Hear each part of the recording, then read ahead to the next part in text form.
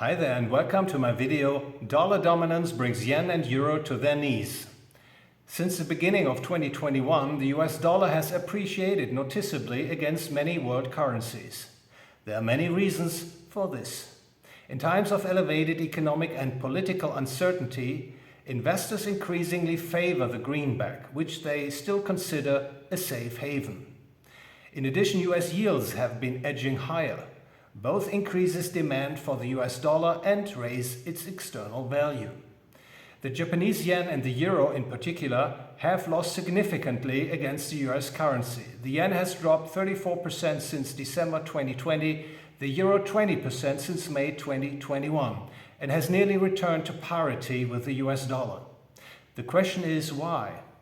First, investors seem concerned that the Japanese central bank is keeping interest rates artificially low and buying up more and more government bonds.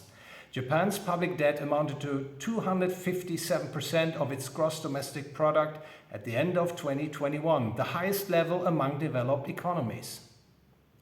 Moreover, the sharp rise in energy and commodity prices is clouding the competitive prospects of the Japanese economy and degrading its overall ability to service its debt.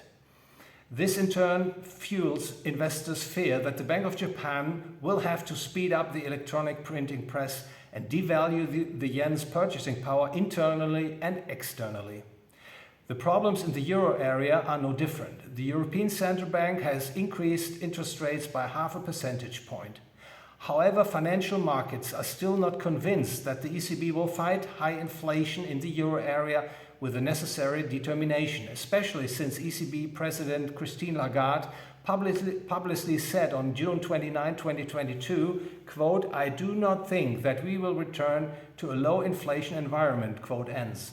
With these words, Mrs. Lagarde is overriding the ECB's mandate as laid out in the Maastricht Treaty, which stipulates that the ECB must ensure price stability and give its goal priority over all other goals. In fact, as in Japan, there is now fiscal dominance in the euro area. This means that the state of public finances de facto determines monetary policy. The central bank keeps interest rates fairly low and expands the money supply to give the government cheap credit, while at the same time the purchasing power of money is debased. This is how financial repression works. Inflation exceeds the nominal interest rate, so the real interest rate, that is nominal interest rate minus inflation, becomes negative. This way, the government can lower the level of real debt at the creditor's expense. Governments need not make politically unwelcome spending cuts or impose tax increases to improve their financial position. The inflation policy of the central banks allows politicians to plunder the population for the benefit of the state. But there is a particularly tricky problem in the Eurozone. The decade of extremely low ECB interest rates has contributed to delaying reforms and fostered political mismanagement. As a result, southern countries, particularly Italy, Spain, Portugal and Greece, are more than ever dependent on the low ECB interest rates. If interest rates continue to rise, the next sovereign debt crisis in the euro area will be triggered. That said, the ECB is most likely to continue its inflationary policy. Not only will the citizens and entrepreneurs in the south have to pay for this with rising inflation, but those in the north will not be able to escape the devaluation of the euro's purchasing power either. The euro area is not just a debt community, but also an inflation community. The outward devaluation of their currency will still cost people in Japan and the euro area dearly. It does not necessarily boost their exports, but makes imported goods more expensive. This in turn lowers the real incomes of private individuals and increases companies' production costs, worsening their competitive position.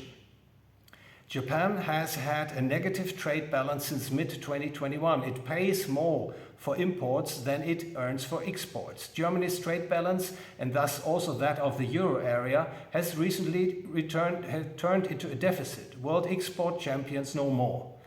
They now have to raise capital from abroad, which only serves to depress the external value of their currencies. There are also serious problems with the dollar, no doubt about that.